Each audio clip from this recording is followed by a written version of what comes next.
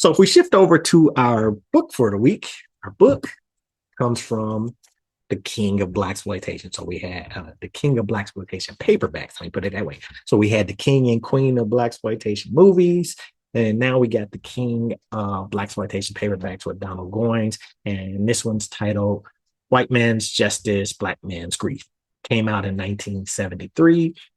What this one is about is it's the story of a brother caught up in the correctional system, and it goes into vivid details of the injustices, the atrocities, the betrayals, and the politics that go on in jails and prisons.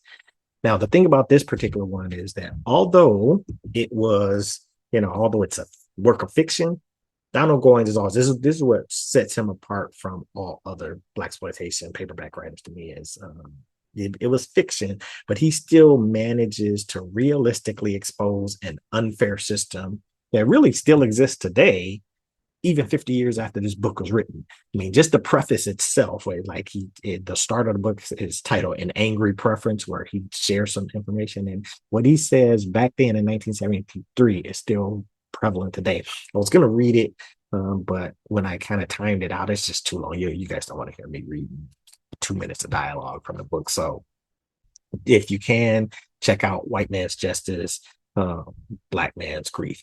And another thing that, really how awesome Donald Goines' writing is. Most Blaxploitation paperbacks, when I read them, a good one takes me about 2 to 3 weeks to get through. Because, I'll read some, put it down, then pick it back up. The bad ones might take me several months to get through.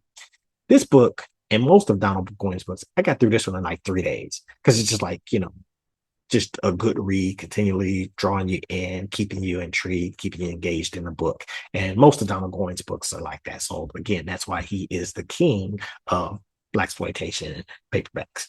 Now, the one thing I will say about this book is I personally believe that every parent should force their child to read this book in order to deter them from doing something that might ultimately land them in jail. Because when you see the conditions and how he describes this, because again, a work of fiction, but I'm pretty sure some of this is rooted in probably his own experiences, because Donald Goines spent time in jail and prison, and just having a kid read this will probably dissuade them or deter them from doing dirt because they don't want to go to jail. I mean, due to mother's prayer and the grace of God, I never went to jail, but I can tell you for sure, if I had been forced to read this book when I was younger, I would have definitely made sure some of the things that I did along the way that possibly could have landed me in jail, I didn't do it all. So just a little suggestion for you parents out there. Now, a couple of other things about this particular book is the main character's name in the book is Chester Himes. And I don't know if Goines did that as an homage to, Black writer Chester Himes, if anybody knows Chester Himes from he did If He Hollers, Let Him Go. I think he did the book that the movie A Rage in Harlem was based off of. I don't know if that was the actual title of it. He did Run Man Run, but Chester Himes kind of wrote in the 50s and 60s. So I'm not sure if this character, Chester Himes, was just going his way of giving a shout out to Chester Himes or not. The interesting thing that I gathered from this book is, the main character spends most of the book in jail in preparation of, later finding out he's going to go to prison.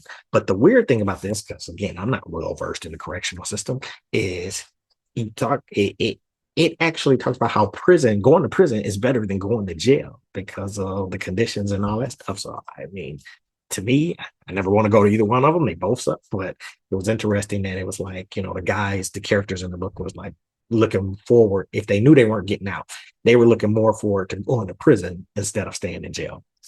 And then the last thing about it is that, and this is where I think Holloway Houses did some hack stuff again, is Donald Goines wrote a 4-book series about this character named Kenyatta, who's kind of like a militant who's trying to rid the ghetto of dirty cops and drug pushers.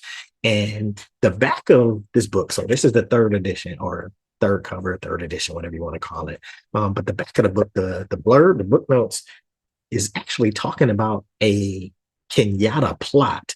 And Kenyatta's nowhere in this book at all. There's just like one point in the book where there's a character named Willie Brown, and when the police or the deputy in the jail asks him what's his name, he says, "My government name is Willie Brown, but my street name is Kenyatta." So I was like, "Oh, is this going to be the origin story of Kenyatta from the series?" And that never came into play again. I don't know how, why, or what happened, but this particular, I haven't seen what the blurb on the first and second edition looks like, but this particular one, what they're talking about here is not what this book is actually about. Confusion. All right. So that's our book for the week. White Man's Justice, Black Man's Grief, Donald Goines. Check it out when you get a chance.